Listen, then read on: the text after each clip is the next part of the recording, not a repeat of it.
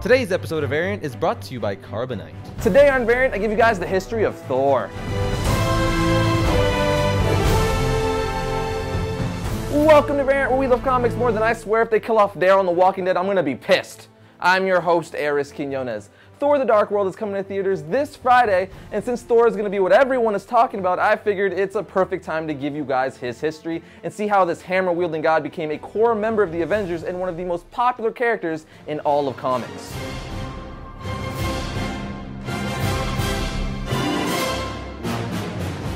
Thor was created by writer Stan Lee and artist Jack Kirby based on Thor, the thunder god of Norse mythology. He first appeared in 1962 in Journey into Mystery issue 83. Stan Lee is actually quoted commenting on his concept of the creation of the character, which says as follows: "How do you make someone stronger than the strongest person? It finally came to me. Don't make him human, make him a god. I decided readers were already pretty familiar with Greek and Roman gods. It might be fun to delve into Old Norse legends." Lee continued by saying, "Besides, I pictured Norse gods looking like Vikings of old with flowing beards, horned helmets, and battle clubs. Journey into Mystery needed a shot in the arm, so I picked Thor to headline the book. After writing an outline depicting the story and the characters I had in mind, I asked my brother Larry to write the script because I didn't have time, and it was only natural for me to assign the penciling to Jack Kirby." As for Thor's origin, he's the son of Odin, all-father of the Asgardian gods, and the elder goddess Gia. Thor was born centuries ago in a cave in Norway. Once Thor was weaned, Odin brought him to Asgard, where he was raised to be the god of thunder and heir to the throne.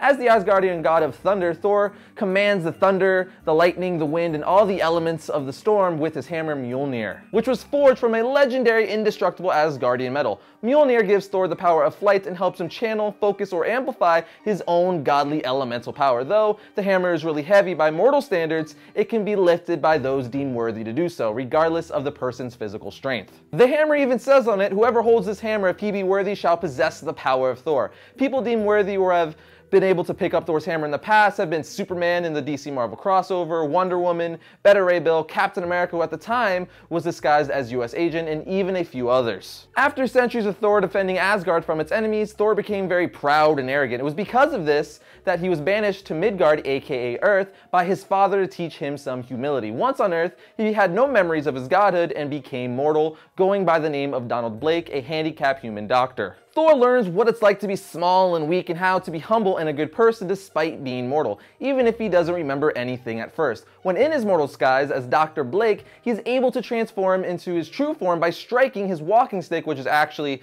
Mjolnir in disguise, on any solid surface, causing the transformation that changes him into Thor and his walking stick into his hammer Mjolnir. But in more recent years, the walking stick has become a thing of the past. Now, one of the things Thor is most popular for is being a founding member of the Avengers, especially in recent years because of the Avengers film. The movie even uses the first villain the Avengers ever had in the comics, Thor's evil brother and god of mischief, Loki. In the comics, however, Loki tricks the Hulk into destroying a bridge a train is about to pass on. Thor then goes after the Hulk, but realizes the Hulk he's following is only a mental image, which only his brother could do. So Thor brings Loki to Iron Man, Hulk, Ant-Man, and Wasp to tell them it wasn't Hulk's fault. Loki tries to escape, but Ant-Man traps him in a lead-lined tank, but before they all split, they realize they can all accomplish much more as a team, thus the Avengers were born. So much like the movie, the whole reason the Avengers formed was because of Thor, or at least Thor's mythology, and the characters in his comic, or if you want to be super specific, because of his crazy adopted brother Loki. What's funny is even though Thor was appearing in the Avenger comics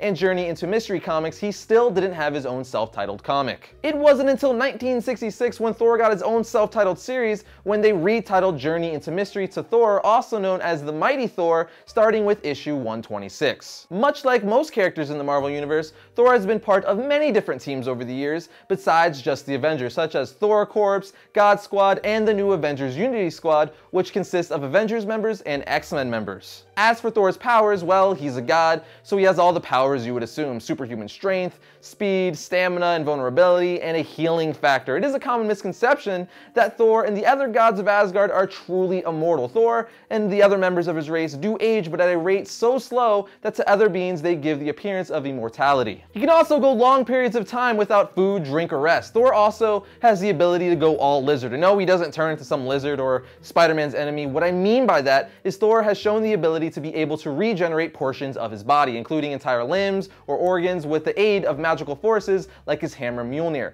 So it's because of magic, not because his dad got all freaky with a lizard. That would just be disgusting. And of course, his list of powers and abilities go on, but you guys get the gist. Thor also has some great villains, most notably, of course, is his half-brother Loki. Some other villains would be Enchantress, Executioner, Malekith, the Wrecking Crew, Hela, Destroyer, the Midgard Serpent, the Man-Beast, Curse, the Frost Giants, and the list goes on and on. Now, this history episode wouldn't be complete if I didn't give you guys some good Thor reading recommendations, as I've been known to do. You have Thor Ages of Thunder, Thor Reborn, Thor Blood Oath, Avengers Issue 1, Journey into Mystery Issue 83, the graphic novel simply titled Loki, which is a cool what-if storyline about what would happen if Loki finally defeated Thor. Avengers Disassembled Thor, and lastly, but certainly not least, Essential Thor Volume 1. But I think that's enough to get your Thor reading on.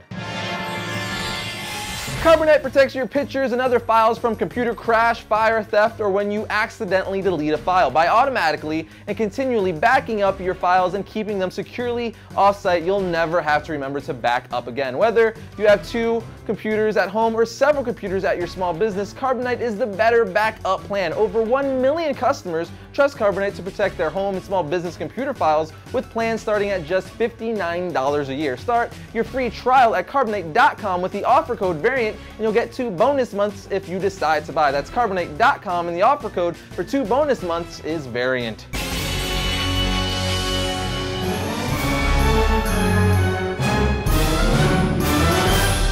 Now, there's been a ton of awful superheroes over the years, and every so often I like to mention some of the worst ones on the show. And today we have the Red Bee, appearing in 1940s hit comics issue 1. The Red Bee was basically your powerless vigilante type character. However, instead of wearing a cool costume like Batman or the Shadow, the Red Bee wore a red pirate shirt with pink poofy sleeves and red and yellow striped tights. But if his eyesore of a costume wasn't bad enough, he fought crime with the help of a bumblebee that he named Michael.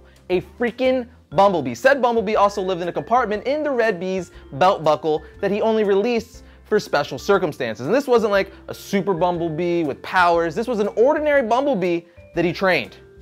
I just don't know how people say this stuff aloud or write it down or draw it. And they're like, you know what? People are gonna love this. No, we're not. It's awful.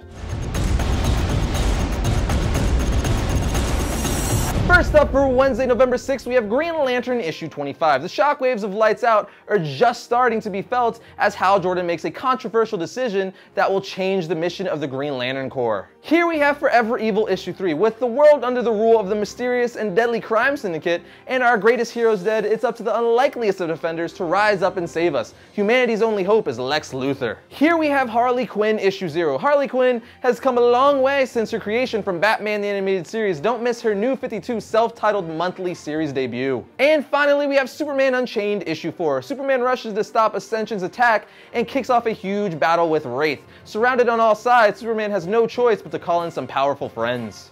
And that brings another episode of Variant to a close, but remember, you can like our Variant Facebook page, keep up with the show and all things comic related. You can also follow me on Twitter at twitter.com/Arris_Quinones and tweet to me, I'll tweet back. I'm always down to talk to any of you guys, but that's it, and I'll see you guys next week when I talk about all things comics. Until 1966.